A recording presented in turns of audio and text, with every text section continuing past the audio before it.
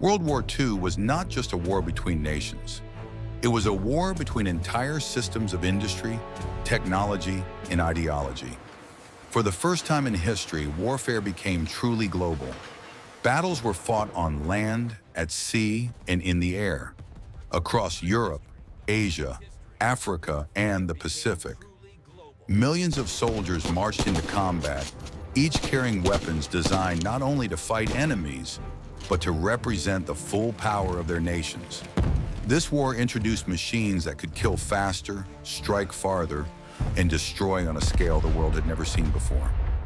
In this documentary, we will examine the weapons of World War II, from the rifles carried by individual soldiers to the machines that decided the fate of entire cities. Weapons used in World War II. At the heart of every army stood the infantry soldier, and the infantryman's most important companion was his weapon. Bolt-action rifles were the standard issue for most armies at the start of the war. Weapons such as the German Kar-98K, the Soviet Mosin Nagant, the British Lee Enfield, and the American Springfield rifle were known for their accuracy, durability, and reliability. The United States later introduced the M1 Garand, a semi-automatic rifle that gave American soldiers a higher rate of fire and a significant advantage in many engagements. As combat moved into cities, forests, and trenches, submachine guns became essential. The German MP-40, the American Thompson, the Soviet PPSH-41, and the British Sten gun were compact, fast-firing, and deadly at close range. Machine guns changed warfare entirely. Weapons like the German MG-34 and MG-42 were capable of sustained, devastating fire. Their sound alone could paralyze enemy soldiers with fear. Sidearms, pistols, and revolvers were rarely primary weapons, but in moments of desperation, they meant survival.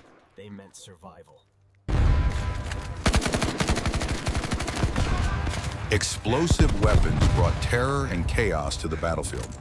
Hand grenades were simple, but effective. They cleared trenches, bunkers, and rooms where rifles were useless. Mortars provided indirect fire support, allowing armies to strike enemies hidden behind cover. Artillery, often called the king of the battlefield, was responsible for the majority of casualties in World War II. Flamethrowers were among the most feared weapons of the war. Used primarily against bunkers and fortified positions, they were psychologically devastating. As tanks became more powerful, infantry needed new ways to fight them. Weapons such as the German Panzerfaust, the American bazooka, and the British Piat gave foot soldiers the ability to destroy armored vehicles. This marked a major shift in ground combat.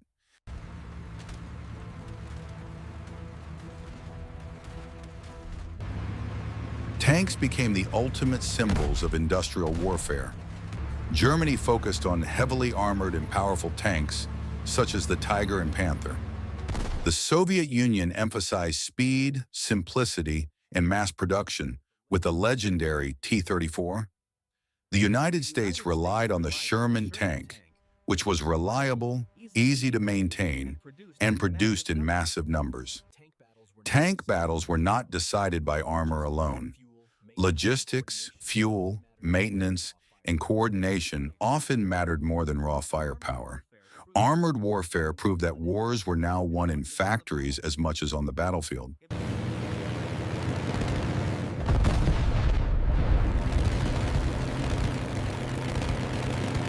The skies became a new battlefield. Fighter aircraft such as the British Spitfire, the German Messerschmitt Bf-109, the American P-51 Mustang, and the Japanese Zero fought for air superiority. Bombers carried the war deep into enemy territory.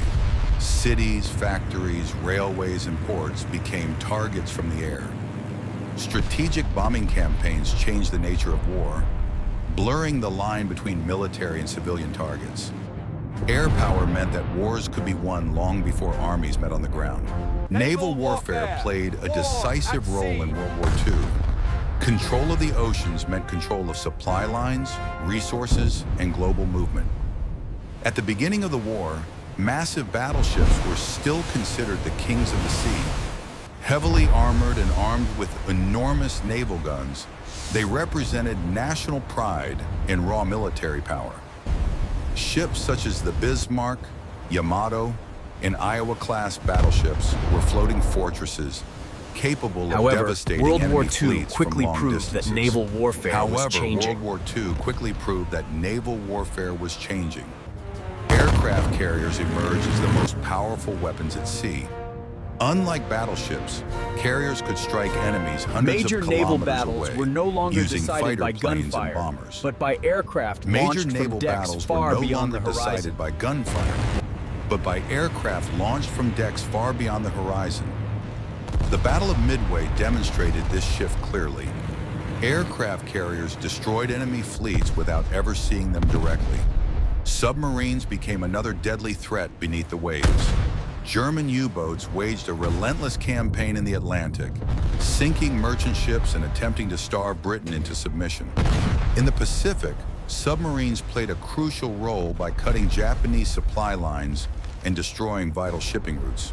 Naval mines, torpedoes, and depth charges added another layer of danger. The oceans became invisible battlefields, where enemies could strike without warning. Radar, sonar, and naval aviation transformed naval combat into a battle of technology, where detection and intelligence were just as important as firepower. By the end of the war, it was clear that naval dominance was no longer about the biggest guns, but about air power, coordination, and control of information. World War II forever changed warfare at sea, ushering in the age of aircraft carriers and modern naval strategy. The end of war. As World War II reached its final stage, the conflict entered a completely new and terrifying phase. For years, scientists had been working in secrecy on a weapon unlike anything ever created before. This project, later known as the Manhattan Project, brought together the greatest scientific minds of the time with a single goal: to harness the power of the atom. The result was a weapon capable of releasing more energy than thousands of conventional bombs combined. On August 6, 1945, the world witnessed this power for the first time. An American B-29 bomber dropped an atomic bomb on Hiroshima. In a single moment, an entire city was devastated. 3 days later, a second atomic bomb was dropped on Nagasaki. World War II was effectively over, but the implications of these weapons went far beyond the end of the war. For the first time in history, humanity possessed the ability to destroy entire cities instantly. The atomic bomb changed the nature of warfare forever. Victory was no longer determined only by soldiers, tanks, or aircraft. It was now determined by scientific knowledge, industrial capacity, and the threat of total annihilation. The end of World War II marked the beginning of the nuclear age, an age defined not by constant war, but by constant fear of it. Nations no longer fought simply to win battles. They fought to avoid complete destruction. The weapons that ended World War II ensured that future wars could never be fought the same way again. The atomic age was not just the final chapter of the war, it was the beginning of a new world order. World War II was not only fought by soldiers, it was fought by machines, factories, and ideas. The weapons of that war reshaped the modern world, changing how conflicts would be fought forever. And their legacy still echoes across the world today. If you're finding this documentary interesting, take a moment to like the video. It really helps the channel reach more people who enjoy military history.